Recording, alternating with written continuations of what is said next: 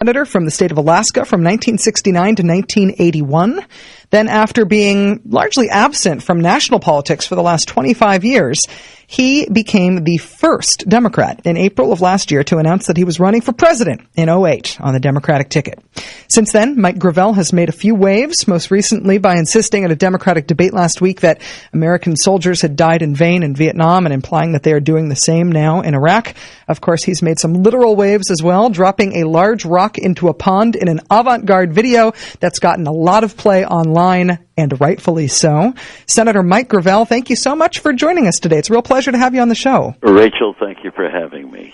Senator, you are 77 years old, and as I mentioned, you have been out of national politics for a long time since you were in the United States Senate. Mm-hmm. Why did you pick this year? Why are you making your run now? Well, actually, I didn't think about it. Somebody suggested it to me a couple of years ago, and that was that if I wanted to see the national initiative become the law of the land, I should run for president and make that the major issue of my campaign. That's exactly what I've done. It took me about three months to agree with that person, and I just think that the most important thing that I can do is a concept that I've developed over the last 15 years, and that is that the people should be able to make laws, should be able to vote on all the issues, the policy issues that affect their lives. And so I've drafted legislation to do that. It can't be enacted and won't be enacted by the Congress, obviously, so the people have to enact it. It's called a national initiative. What it is, it's a federal ballot initiative that people would vote for, and we need about 60 million people, and then when we get that many votes for it, it becomes the law of the land, and the people will be empowered with legislative procedures to initiate laws on subjects that they feel are important to their lives. So it would essentially create kind of a fourth branch of government. You'd have the executive and the judiciary, you'd have the legislative, which is the Congress, but then you'd also have an ability for citizens at large to make law without representational democracy, just being able to do it directly. Right. The representative democracy has the monopoly on lawmaking, and so you're quite right. We create the fourth, but rather, you could say it's the fourth branch of government, but it's the fourth check of our checks and balances. Mm. And that's vital because, you see, when one party controls all three, these are voided, and we just went through 6 years of that, and we do it many times when the Democrats are in power. But you will never be able to void the power of the people as a check on representative government.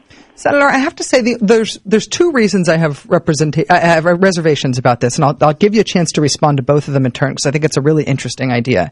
First reason I have reservations about it is because I grew up in California in the era of the post-Proposition 13, post-Howard Jarvis taxpayer revolt, the ballot proposition policy era. And it was popular referendum-type initiatives or ballot propositions in California that I think hamstrung California state government and made it a much harder place to grow up than it should have been because of some really dumb stuff that passed. And I think when people have passed, for example, there's been popular movements for taxpayer bills of rights and stuff that have a real populist appeal but are dumb policy. And I don't feel like the wisdom of the majority in a non-representational government always gets us into a good spot in terms of governance.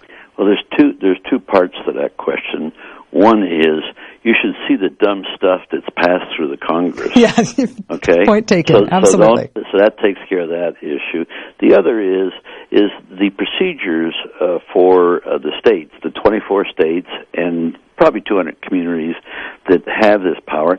They're not deliberative procedures. What you do is you qualify the initiative. It takes $1 million to qualify an initiative in California, and then everybody throws money at it, and the people vote. Well, that is no way to make laws, and so they have shortcomings. But I must say that there are extensive studies that show that the states that have initiative lawmaking do a better job in terms of the governance of the states than the states that do not have. Yeah. And so with respect to now Prop 13, which is what really everybody jumps on, well, stop and think. You had 10 years where people of modest means were pleading with the Democratic Congress, not the Congress, the Democratic state legislature at the time, to give them succor because their taxes were rising because their property values were rising. And if you're at a certain age, you're stuck. You can't sell your house because you can't get equal to what you've been living in, and you're just old. And so by representative government not being properly responsive to the needs of the people, along come a couple butchers, Jarvis and Garn, and they just chopped it. They created this law with a meat cleaver when it should have been done with a surgical instrument. Yeah. And that's what the legislature failed to do, so you can blame the people. But no, but if the people are not attended to by the representatives, what recourse do they have? Now, if we had different procedures, and of course the tragedy of California is that when you pass an initiative, you can't change it in the legislature. You're stuck with it. That's what you had with 3 strikes and you're out. And it was the legislature and the representative government that screwed that one up.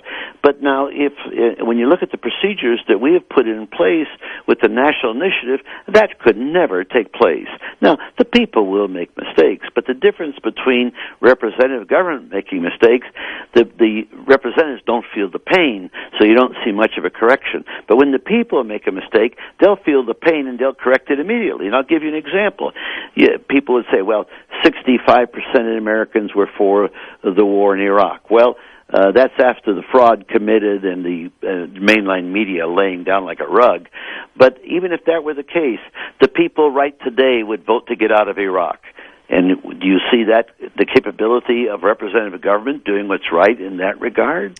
Yes, and of course, I totally agree with you on Iraq. But also, as a person who's a member of a hated minority, as a person who's openly gay in this country, I fear the tyranny of the majority. And while I'm with the majority on Iraq, I'm not with the majority in terms of what most Americans over the course of my lifetime would have liked to have done to me in terms of criminal law and rights. Please, let me explain that one too. That's a good one. That's a good exception. I'll take that. But stop and think. When I was in the Senate 25 years ago, it took courage for people like myself to stand up and talk about the civil rights. That's what we're talking about, the civil rights of the people who are gay or anything else. And so what happened, you saw, it was about 45-55. Right now, it's 55-59 in favor of the gays. So the American people matured, and now we have this marriage problem. And I'm one of the outspoken senators that is saying, hey, I got no problem with marriage. Marriage is a commitment of 2 people in love, and if we need more in this country, we need more love. So now you're going to see that in 5 years from now,